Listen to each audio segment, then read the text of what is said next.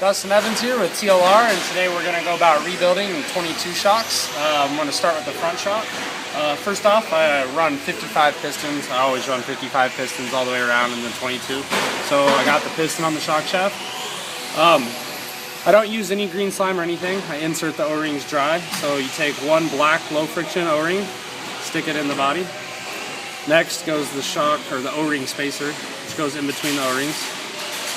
The second O-ring goes on top, and then lastly the shock top spacer goes in, and then from there we put on the shock cap, screw it on. I usually tighten it all the way down. Alright, so the next step after you got the O-rings and everything in the shock is first I take a little bit of shock oil that I'm going to be running, which is 27.5 for the front. Put it over the shock shaft, because I leave all the O-rings and stuff dry. Next, I put the limiting in the front, which in the 22 for the front I run 3mm limiting, so there's one 2mm spacer and then a 1mm spacer. And then with oil on the shock shaft, insert it into the shock body, pull it all the way through. Next step is to grab the shock shaft with some shock shaft pliers and screw the shock bottom on.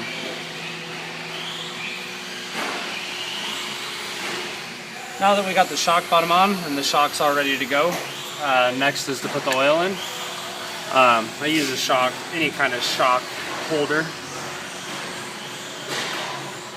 Fill the oil just up to the top. And then from there, like some of the oil doesn't get down into the cartridge and stuff, so I pump the shock up, pull it down.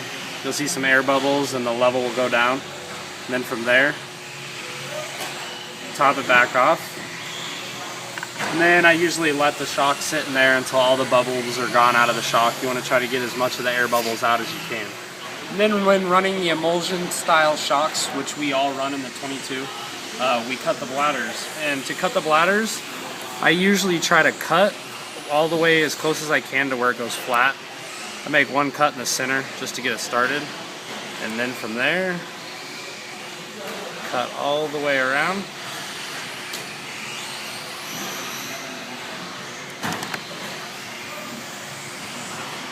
Pull it out, and then when it's done, it looks essentially just like an O-ring. Once we got the bladder cut and it's set, I insert the cut bladder, which acts as a seal, into the shock cab to get it set down in there nicely. And then from there, I grab the shock. There's a couple different ways to do it, but this is how I always build my shocks.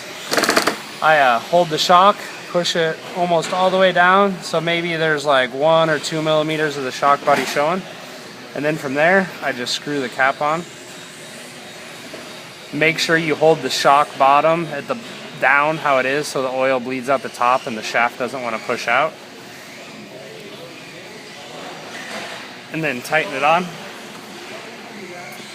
And then from there, I clean off the excess oil around the top, and then I'll pump it a couple times, see if it has about the right rebound, which I'm going for, which is usually a little less than this. I'm usually going for about 1 millimeter or 2 a rebound. So then after you put the shock cap on and it has too much rebound still like this one does, I just loosen up the cap, loosen it up pretty tall, push the shaft all the way up, get rid of some more of the oil. It's going to come out the top, hold it up, tighten the cap back on, pump it some more, and then now this one has the perfect amount of rebound. It's about 1 to 2 millimeters, which is about what I run. Maybe a little bit more, something like that, but that's definitely a good starting point. And then from there, tighten the shock, make sure it's all tight, grab the spring, pull the shaft out, put your spring cup on, and there's a 22 front shock. And then for the rear shocks, it's pretty much the same. The only difference with the rear shock is we run no limiting and then run 25 weight in the rear. And that's typically our indoor setup. For outdoor and warmer tracks, we run a thicker shock oil and stuff. But follow these tips and your shock should be good on your 22.